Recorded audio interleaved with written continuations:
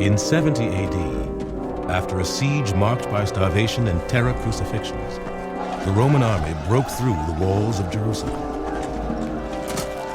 Not only did they kill thousands of Jews, they laid waste to the temple, the only place on earth, according to biblical law, where Jews could worship God.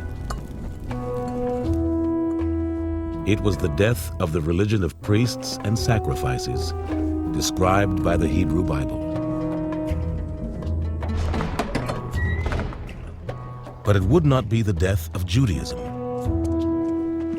In the years ahead, some of the greatest religious minds in history would struggle to reinvent the religion of Moses and David. But they would be forced to work during a period of almost inconceivable bloodshed and turmoil. They would watch their people be expelled from Jerusalem on pain of death, and see the name of their homeland changed from Judea to Palestine. There would also be a monumental challenge from within, a breakaway form of Judaism called Christianity.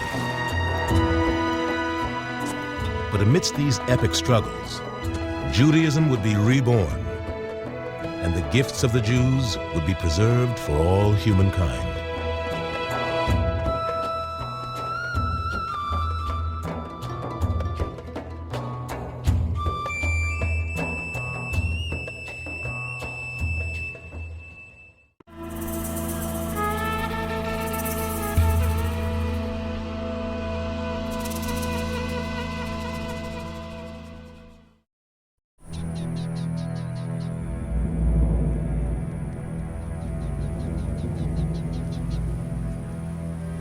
When the Romans laid waste to the temple, they destroyed far more than a building.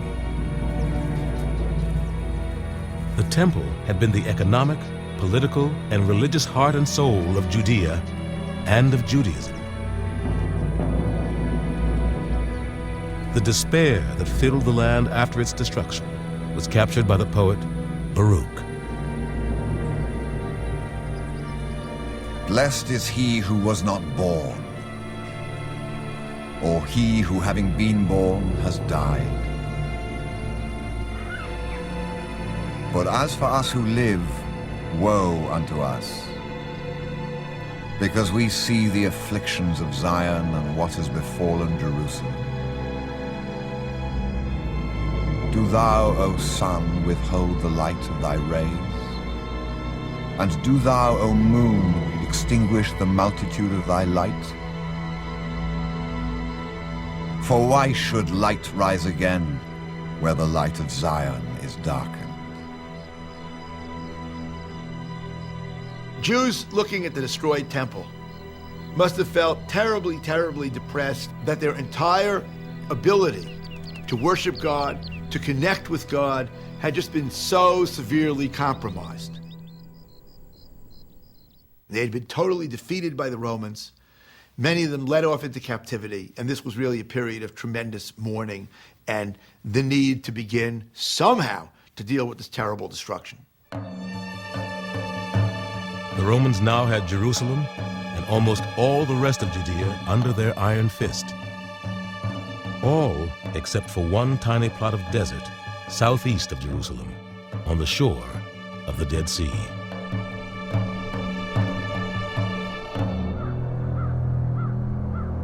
At Masada, a fortress built by King Herod, atop a butte overlooking the sea, one rebel group was still holding out against Rome. They were the Sicarii, who were named after the long, thin daggers they carried. At the beginning of the rebellion, they had taken the fortress in a surprise attack.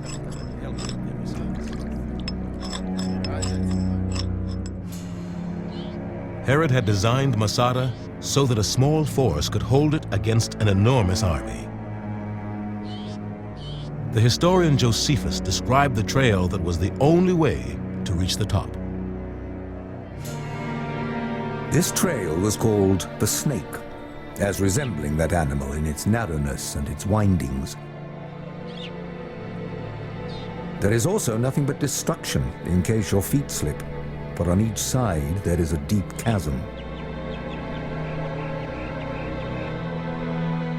Because the snake was so narrow, a handful of Sicarii had for years been able to beat back every attack by Rome's legions. But then the Romans began to build a ramp that would enable them to reach the top of Masada. For 2 years, the Romans built their ramp. And for 2 years, the Sicarii waited. On the day before the ramp was completed, the leader of the Sicarii, Eleazar ben Yair, told his men they faced an awful choice. If they surrendered, the Romans would crucify them as an example to the would-be rebels throughout their empire. Or they could die fighting and leave their wives and children to rape and slavery. Then he proposed a third alternative. Josephus learned what took place from 2 women who managed to slip away from the fortress. To avoid the miseries that were to follow from their enemies, they resolved on the necessity of doing their own execution. Miserable men indeed were they whose distress forced them to slay their own wives and children with their own hands. The husbands tenderly embraced their wives and took their children into their arms and gave the longest parting kisses to them with tears in their eyes. Yet at the same time, they did complete that which they had resolved on.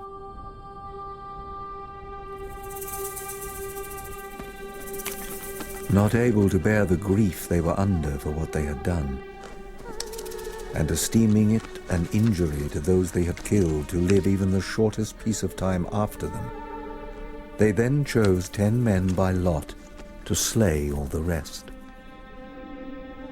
And they offered their necks to the stroke of those who executed that melancholy office.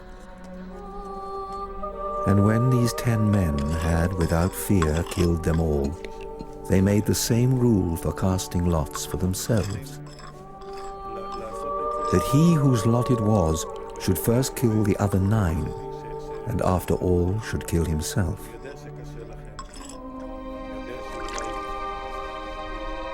Now, for the Romans, they expected that they should be fought in the morning. But when they made their assault upon the fortress, they saw no enemy, but a terrible solitude on every side. It is here that tradition of self-imposed martyrdom reaches its most poignant expression. And that is the very eloquent, if heart-rending, statement that when I can no longer choose whether or not to die, I can still choose how to die. And that's what inspired the martyrs at Masada to take their own lives rather than to submit to slavery and death under Rome. In just a few years, most of the groups that had dominated Judea and Judaism for centuries had vanished. The Sicarii and their fellow rebels were all dead. The authors of the Dead Sea Scrolls, the Essenes, had also been butchered by the Romans. And with no temple, the priesthood had become meaningless.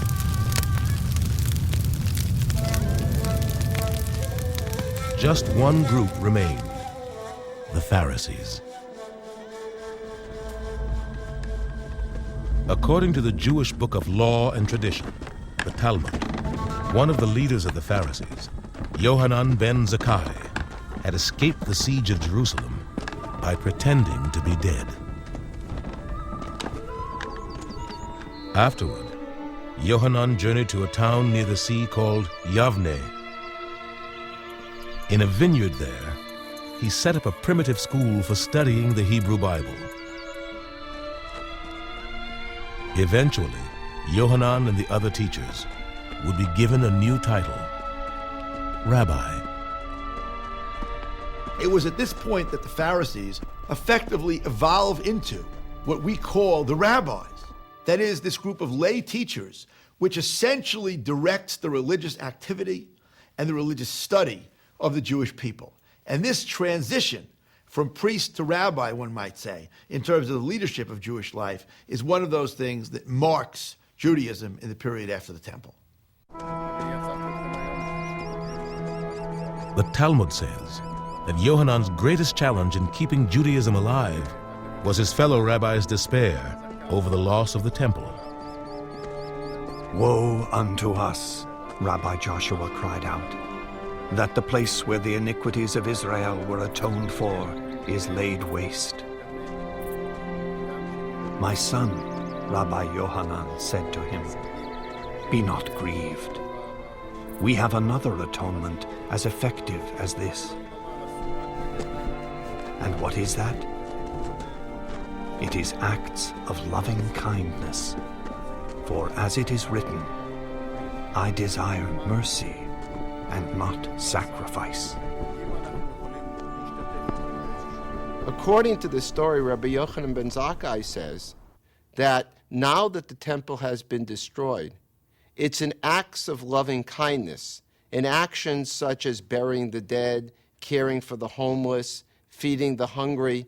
It is in those kinds of actions that the very same goals that are achieved in the temple, that were achieved in the temple, of relating to God, of being in God's presence, that's the way one's in God's presence, by seeing the presence of God in the needy person and reaching out and helping them.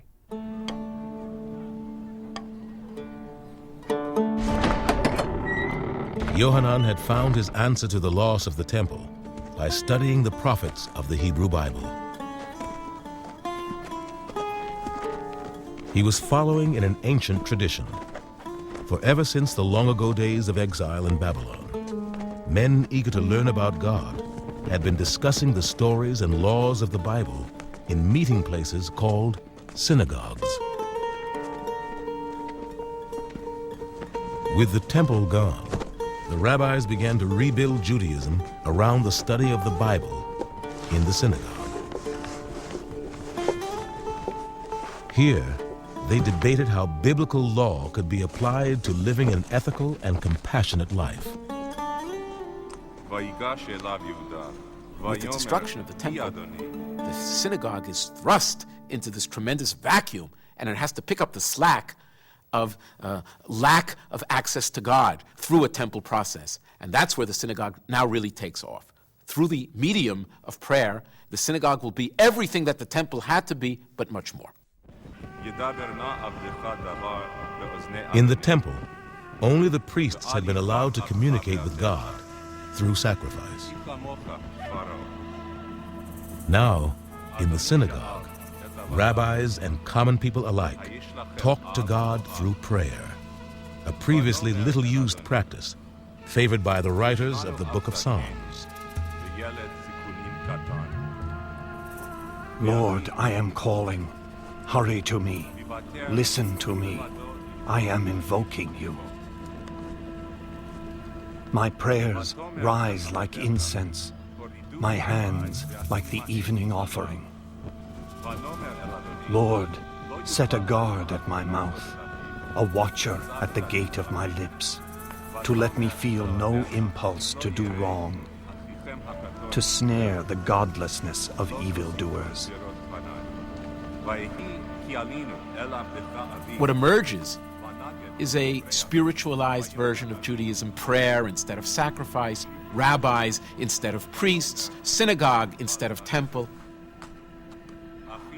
And the great question is, how much of this was consciously organized, formulated by Yochanan ben Zakkai and the people of his generation? It could be that part of this is a retrojection of a later period back onto Yochanan ben Zakkai. But I am convinced that Yochanan was aware of the dilemma of the post-temple period, and very, very keenly try to set up alternatives without ever calling them alternatives. In other words, you have to project a sense of continuity while in practice and in fact you are innovating and setting up alternative lifestyles.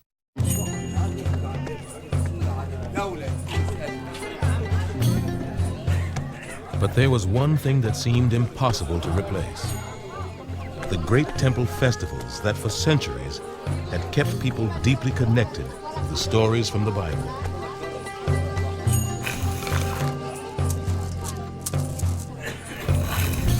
One of the most important festivals had been Passover, which commemorated Moses leading the Israelites out of slavery in Egypt.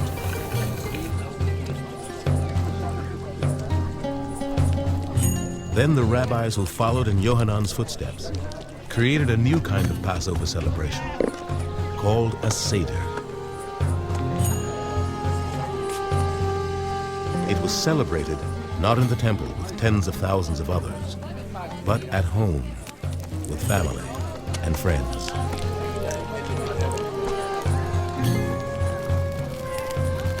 Well, when the temple is gone, how do you observe Passover?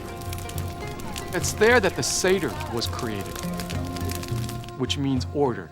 Out of the chaos of not having that animal and its blood to celebrate Passover comes the order of the echo of that event, of telling the story.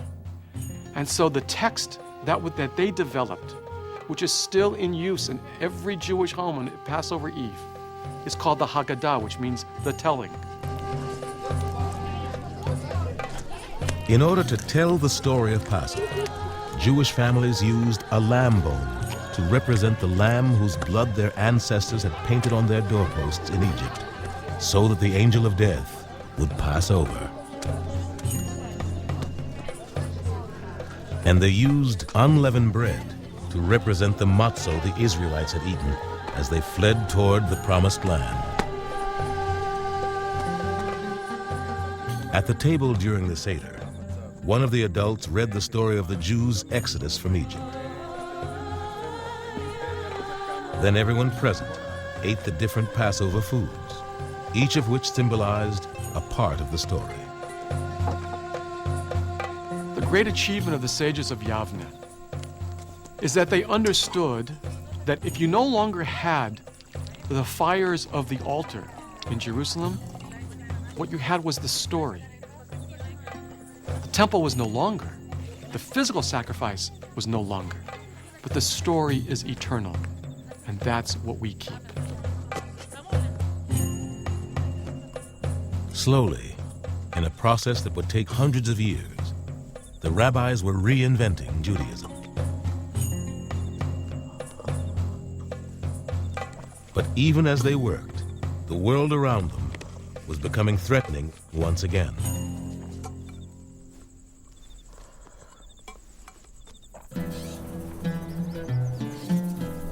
During the 60 years after the fall of the temple, the Romans and their Jewish subjects lived in an uneasy truce. Many Jews moved to the fertile area around the Sea of Galilee to try and rebuild their lives. But there were some for whom the rebuilding only brought on painful memories of the building they longed to reconstruct most, the temple. In 130 AD, anger at the Roman Emperor Hadrian for refusing to allow the rebuilding of the temple reached the boiling point. Rumors of a new revolt began to spread.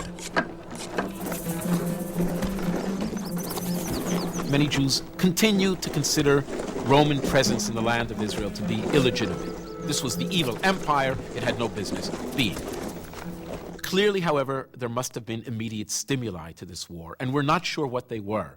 According to the Roman historian Cassius Dio, it was Hadrian's attempt at building a pagan city in Jerusalem to be called Aelia Capitolina that threw, as it were, the Jews over the edge and into the abyss of military uprising. Another Roman source claims that it was an attempt by Hadrian to prohibit circumcision of Jewish children.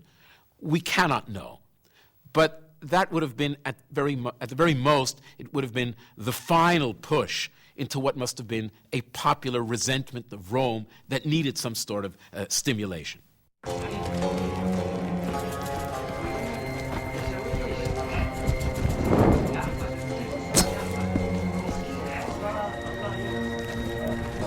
The rebellion began among a band of outlaws living in the countryside. Their leader was called Simon Bar Kokhba.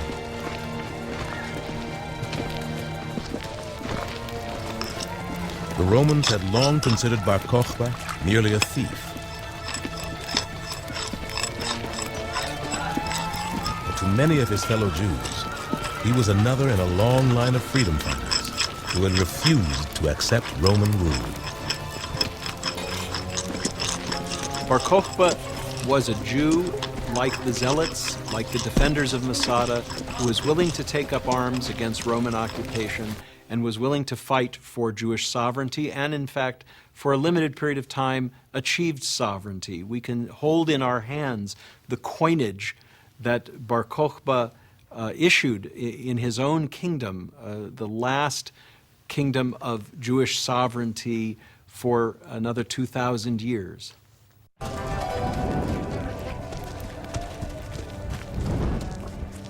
Rather than confront the mighty Roman legions from a great city like Jerusalem, as in the last uprising, Bar Kokhba came up with a plan for a guerrilla war.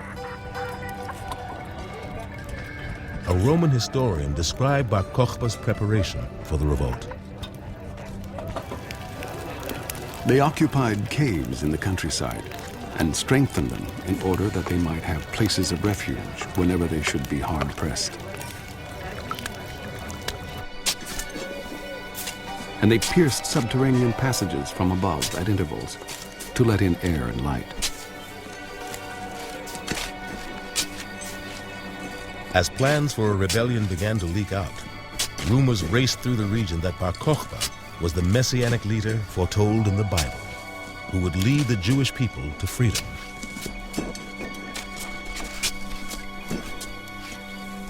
His name meant star, and he claimed to be a luminary who had come down to them from heaven and was magically enlightening those who were in misery. Simeon Bar Kokhba, as we now know his name to have really been, is called Bar Kokhba, son of a star, because there was a prophecy in the Bible that spoke of a star as a symbolic name for a messianic figure. Now this fellow Bar Kokhba was a tremendous military leader who between 132 to 5 almost kicked the Romans out of Judea, and in fact caused many, many Roman soldiers to be killed in the prolonged battles of the revolt that he had brought into being. But the key point to realize is that the Bar Kokhba revolt was a messianic revolt in which people entered into the revolt believing firmly that the Messiah would come if they would be victorious. Bar Kokhba's charismatic leadership appealed to not just peasants and craftsmen, but also scholars and sages. Their fervor was stoked by certain prophecies in the Bible, which they believed said this was the precise moment in history God had chosen for the temple to be rebuilt. Just as the first temple at one point lay in ruins and was rebuilt, so too will the second temple. And they were, in their minds, God's agents. They were going to defeat the Romans. And the third temple was going to descend from the sky like a prefab, completely built right on that same spot. And that was, in a sense, its messianic mission, that they were doing God's will to throw off the evil empire. That's what God wanted. In 132 AD, the most prominent rabbi in Judea publicly declared that Bar Kokhba was indeed the Messiah. The ranks of the rebels swelled even more.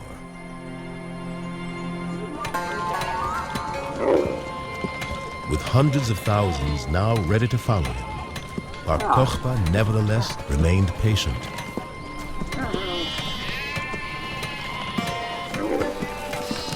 order to lull Hadrian and his legions into a false sense of security, he counseled his followers to pretend to be happy and peaceful. So long indeed as Hadrian was close by in Egypt, the Jews remained quiet.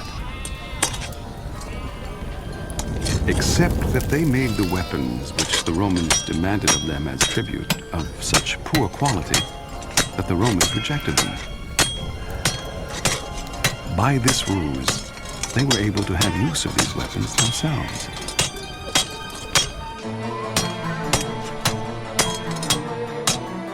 In a strategic masterstroke, Bar Kokhba bided his time until Hadrian was well on his way back to Rome.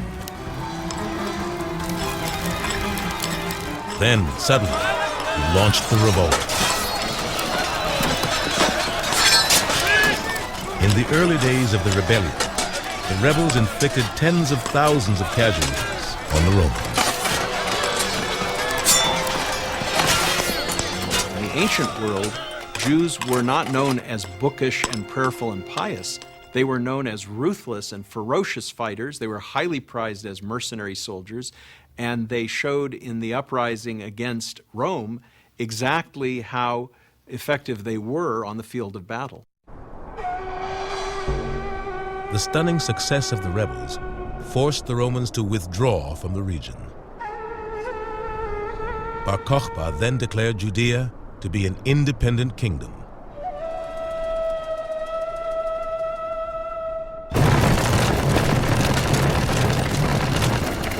But the Romans were merely waiting to counterattack until they had assembled one of the greatest armies in their history. They had sent 3 legions against Jerusalem in the rebellion 60 years earlier. Now they sent 13. Hadrian sent against the Jews his best general, Julius Severus, who was dispatched from Britain. Hadrian ordered him to put to the sword all who stood in their path. Rome responds to Bar Kokhba by throwing masses of its military force into the fray. Legions would be brought in not only from Judea, from Egypt, from the surrounding countries, but as far as across the Danube River. A commander would be brought in from Britain. There was absolutely no way that Hadrian could allow even partial success to this uprising.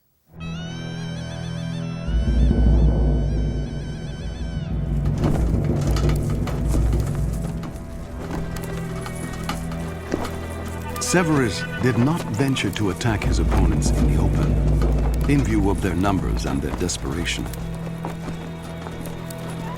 Instead, he isolated them in small groups.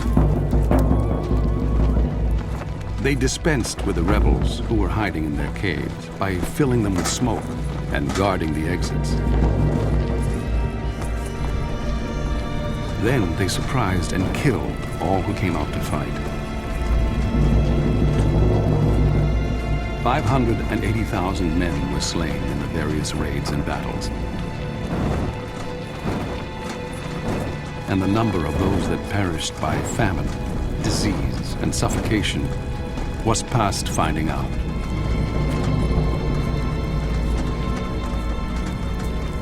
With the rebellion crushed, the people of Judea faced even worse retribution from the Romans than after the uprising 60 years earlier.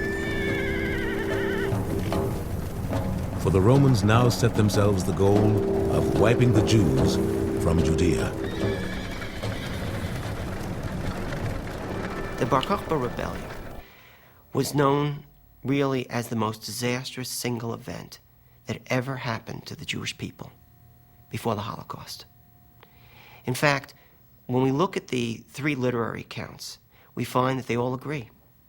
Nearly 600,000 Jews were killed. Over 900 Jewish villages were destroyed. And for one small moment in Jewish history, again, it looked like Jewish history might have been over. In the aftermath of the uprising, the Romans changed the name of the region from Judea to Palestine, Then they banned all Jews from Jerusalem. The emperor then commanded by legal decree that the whole nation of the Jews should be forcibly removed from the district round Jerusalem, so that not even from a distance could they see their ancestral home. Thus the city came to be bereft of the nation of the Jews, and in honor of the emperor Aelius Hadrian, the name of the city became Aelia.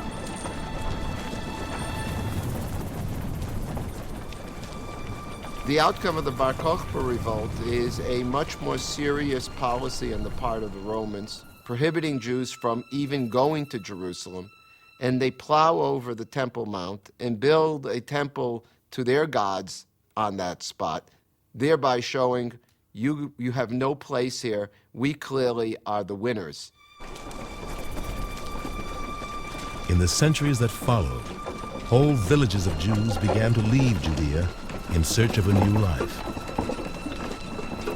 They headed for the Jewish communities that had been flourishing for centuries in Babylon, in Greece, in Rome, and many other places.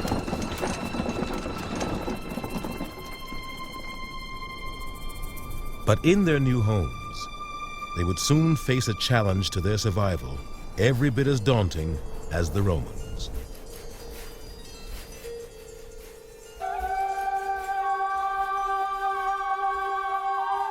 This threat would come not from outside, but from within, from a new kind of Judaism called Christianity.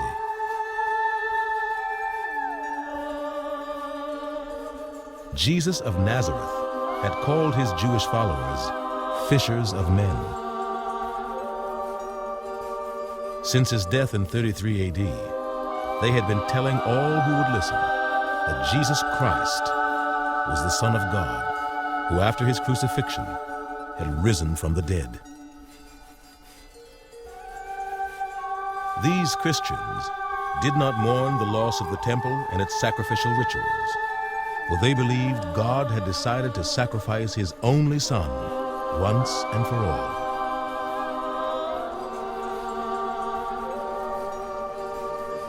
The Christians preached to Jews and Gentiles alike, but their message that a Messiah had come to set the world right was at its heart a Jewish message. For centuries, Christianity was a type of Judaism. For example, in the Gospel of Matthew, one of the ones that's in the New Testament collection, that Jesus gives instructions to his followers on where they should stand when they pray in the synagogue, on how long their tzitziot, their prayer fringes should be, on what they should be like when they fast. I mean, it's all this Jewish stuff.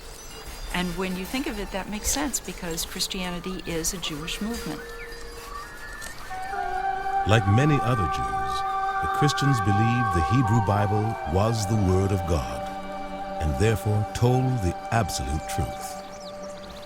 But unlike other Jews, they believed that its most important stories and prophecies foretold the coming of Jesus.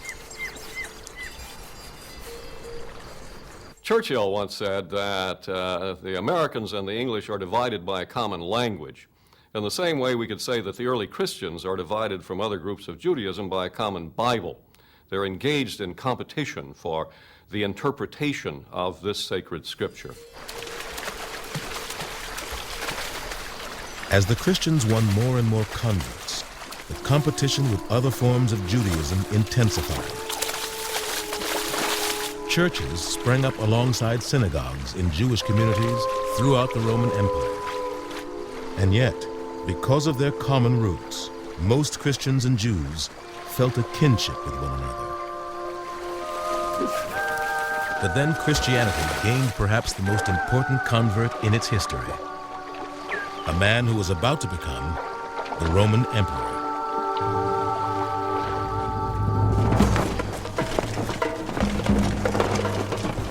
In 320 AD, an army marched to war for the first time beneath a Christian cross.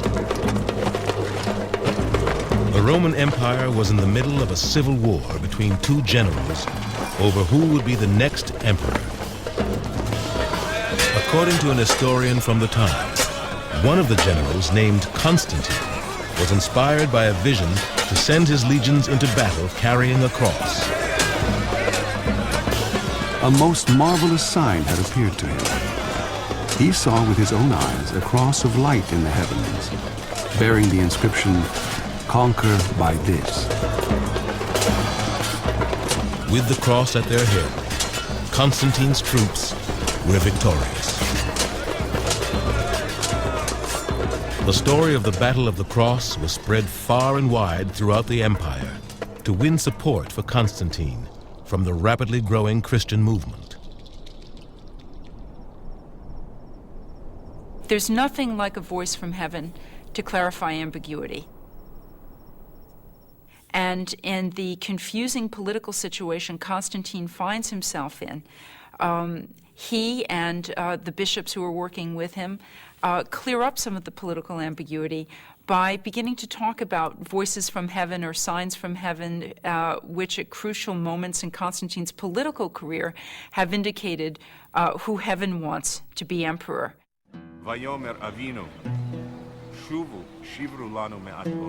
For Jews throughout the empire, the new emperor's alliance with Christianity would prove disastrous. The bishops who allied themselves with Constantine were part of the one branch of Christianity that was hostile toward Jews. One edge of Gentile Christian culture itself becomes extremely anti-Jewish. And unfortunately, for later history, that particular edge of Gentile Christianity wins the patronage of the Roman Empire. The anti-Jewish Christian bishops became determined to stamp out the friendship that many Christians felt toward Judaism. Take John Chrysostom, one of the great preachers of the 4th century. He had trouble because people in his congregation thought that the festivals of the Jews were ever so much more interesting than the things that the church put on, and so they would trot off during the high holy days to visit the synagogues. This infuriated John, so he preached a series of 8 sermons against the Judaizers, in which he first, as far as I know, coined the term the Christ killers in order to label those people that he didn't want his congregation associating with. Obviously, this term then is going to have very fateful after effects in the history of Christian anti-Judaism.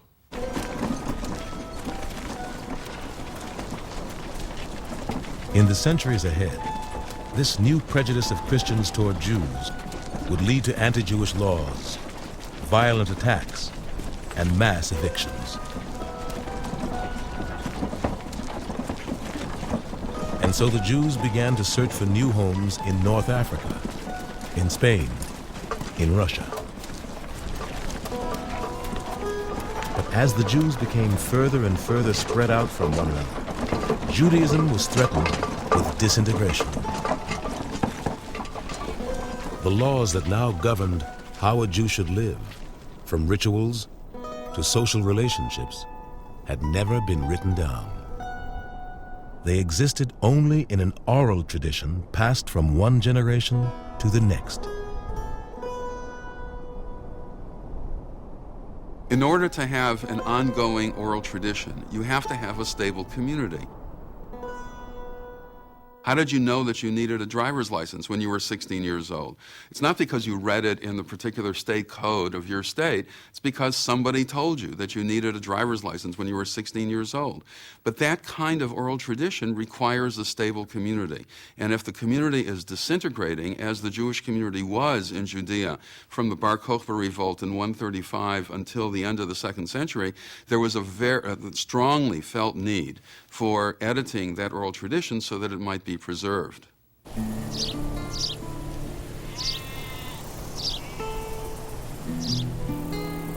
The monumental work of genius that would enable Judaism to survive anywhere began to take shape in the 2nd century AD in the countryside, in the mind of an illiterate shepherd named Akiva.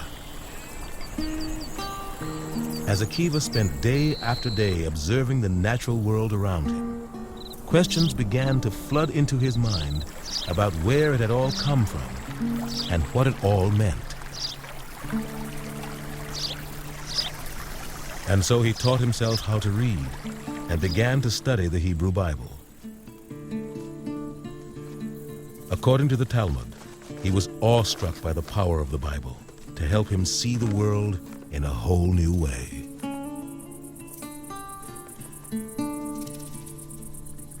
Akiva noticed how the stone at a well had been hollowed out by drippings from the buckets.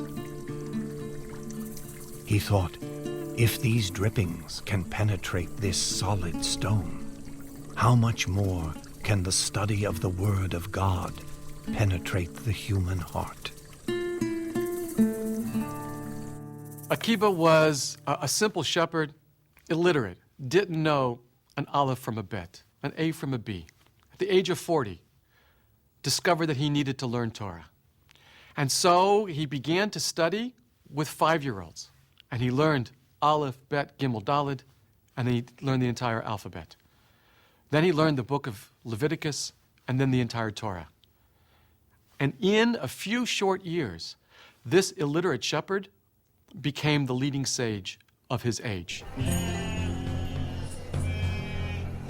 Akiva learned that in addition to the Bible, there existed a vast collection of oral traditions passed down to scholars like Hillel and Yohanan ben Zakkai, and passed on by them to Akiva's generation. These teachings about justice, mercy, and how to make them real in one's own life comprised the greatest of all the treasures of the Jews. But because these teachings had been handed down only by word of mouth, they were so disorganized that they were in danger of being lost entirely. Then Akiva began using his remarkable mind to organize the centuries of Jewish tradition and law that had been inspired by the Bible. Akiva, we are told, may have been the first rabbi to take this enormous mass of oral tradition that had accrued over hundreds and hundreds of years and to systematize it, to create some sort of a thematic structure to this material. We are actually told that Akiva is like a person going to the marketplace and buying these vegetables and those fruits, putting everything in his basket, and then coming home and sorting everything out. And similarly, we are told Akiva sorted out oral tradition.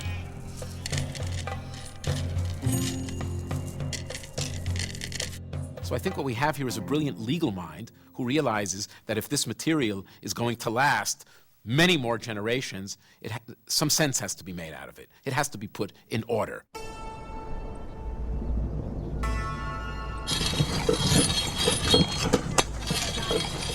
Akiva lived during difficult times, when Rome and the Jews were battling over the rebuilding of the temple. As a strong supporter of rebellion, Akiva was arrested by the Romans. According to the Talmud, the Romans then condemned Akiva to death. But not just any death. Aware of his fame as the greatest of all sages, they decided to make an example of Akiva to all who would rebel against Rome. They sentenced him to be flayed alive. As Akiva was given into the hands of the executioner, it was just the time to recite the evening prayer. Though suffering agonies, Akiva recited his prayers calmly, full of devotion. And when he was asked whether he was a sorcerer, since he appeared to feel no pain, Akiva replied, "I am no sorcerer, but I rejoice at the opportunity now given to me to love my God with all my life, seeing that I have hitherto been able to love him only with all my means and with all my might." And with that word, he died.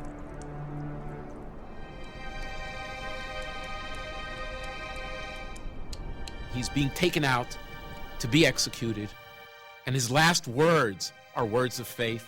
Hear, O Israel, the Lord our God, the Lord is one, and one should love God with all his heart and all his soul. And the beautiful Talmudic description has his disciples asking him, Akiva, how can you maintain that faith in these circumstances? And he responds by saying, I've been preparing for this all my life. I've been reciting these scriptures all my life, wondering, will I ever have to put up?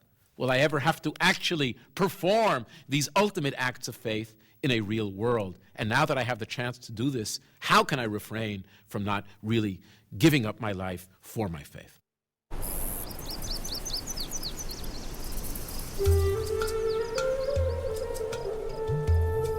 Akiva was dead. But the work he had done to make the teachings of the Jews accessible to anyone, anywhere, lived on. Beginning in the 4th century AD, Akiva's heirs made his work the basis for an ongoing collection of law and tradition called the Talmud. It contained the teachings of scholars down through the ages on how Jews should practice Judaism. For a Jew to live a proper life and a good life meant that on the one hand there was a set of rituals to be observed, but along with the commandments that are ritual commandments, there came a set of ethical commandments, and these ethical commandments had to be observed and were as important or more important, whether it's the obvious ones, thou shalt not kill, thou shalt not steal, or the very not so obvious ones, love your neighbor as yourself. Probably the hardest one to do that most of us never really attain. All of these types of beautiful ethics, family relations, relations with husband and wife, with children, with other people, with non-Jews, all of these ethical laws, when taken together with the religious commandments and with the theology of Judaism, together constitute the life the Jew was and is called on to live. But the Talmud was not just a book of commandments. It was also a record of great debates between sages about how to apply the eternal values of the Hebrew Bible to living here and now. Abraham was not a person who was just dead for them. Abraham was a living presence. They read the story of Abraham in comparison to the story of Noah. Noah, when he was told that the world was going to be destroyed, they said, in reading the biblical text, they saw that Noah didn't talk to anybody. He just kept to himself. But Abraham, when he heard that Sodom was going to be destroyed, Abraham went out and argues with God and wants to know, will you do this if there are really 50 people who are righteous there, or 40 people? And from their way of looking at things, these provided, Noah and Abraham, provided two different models of how to live as a human being. Do you just hear a message and keep it to yourself? Or if you hear a message, and if it doesn't make sense, do you have the willingness to ask for a clarification or say, that doesn't make sense?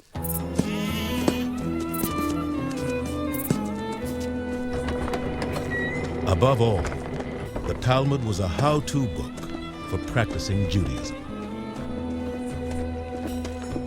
Any community of Jews anywhere could study the lessons of the Bible and then debate among themselves how to apply its laws and traditions to their own time and place. In synagogues from Spain to Russia to North Africa, Jews who were isolated in ghettos could still maintain their connection to their culture and their God.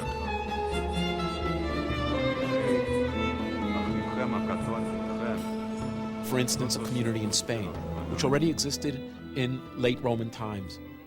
On the one hand, isolated, hundreds and hundreds of miles removed both from the land of Israel and from the other center of rabbinic knowledge, Babylonia.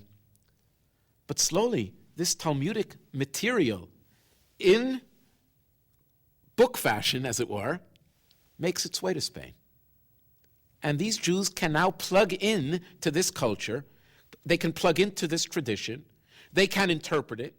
They can use what is applicable to their own lifestyles.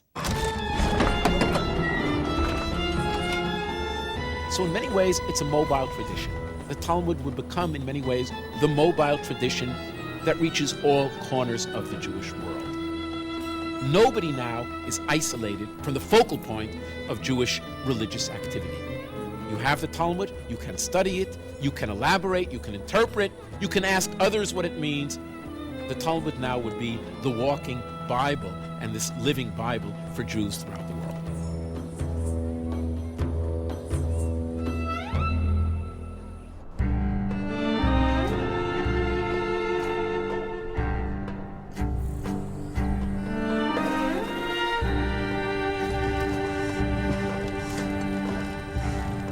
With the Talmud to bind them together, Jewish communities around the world thrived in spite of the discrimination they faced. And invariably, their Muslim and Christian neighbors soon discovered that the Jews among them possessed unique gifts.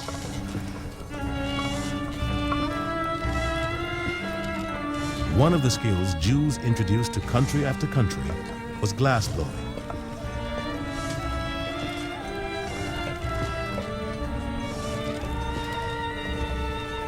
Their neighbors also benefited from the Jewish community's advanced knowledge of medicine and were inspired by its practice of giving every child an education. But most important of all, the Jews brought spiritual gifts. Among the many contributions that the Jewish people have made to world civilization is this idea that what God demands of ordinary human beings is not merely the observance of a ritual or the holding of a particular belief or credo. It's simply a fierce pursuit of justice. Moses says, "Justice, justice shalt thou pursue." That's one of the credos of the Bible and of rabbinical Judaism, and it is one of the moral gifts of the Jews to posterity. And it finds its expression in both Christianity and Islam and in the world we live in today. The importance of compassion for the less fortunate, of personal ethics, of laws that apply to everyone equally. These were just some of the gifts of the Jews. I think that the Jewish tradition has given the world a sense of appreciation for family and for education, of a sense that we are not only supposed to be for ourselves, but also for others, as the rabbis themselves say, and that we have to therefore make sure that we do our bit in making this a better world.